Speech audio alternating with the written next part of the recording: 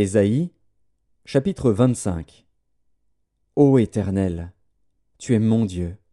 Je t'exalterai, je célébrerai ton nom, car tu as fait des choses merveilleuses. Tes desseins conçus à l'avance se sont fidèlement accomplis. Car tu as réduit la ville en un monceau de pierre, la cité forte en un tas de ruines. La forteresse des barbares est détruite, jamais elle ne sera rebâtie. C'est pourquoi les peuples puissants te glorifient. Les villes des nations puissantes te craignent. Tu as été un refuge pour le faible, un refuge pour le malheureux dans la détresse, un abri contre la tempête, un ombrage contre la chaleur.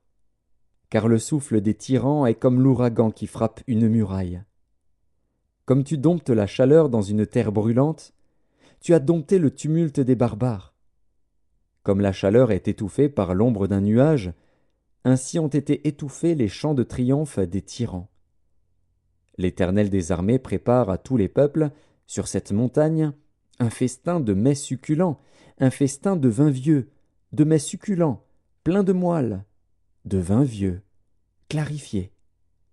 Et, sur cette montagne, il anéantit le voile qui voile tous les peuples, la couverture qui couvre toutes les nations. Il anéantit la mort pour toujours. Le Seigneur, l'Éternel, essuie les larmes de tous les visages. Il fait disparaître de toute la terre l'opprobre de son peuple. Car l'Éternel a parlé.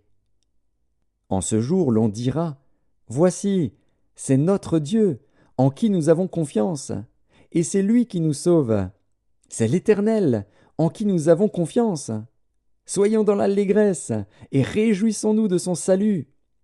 Car la main de l'Éternel repose sur cette montagne, et Moab est foulé sur place, comme la paille est foulée dans une mare à fumier.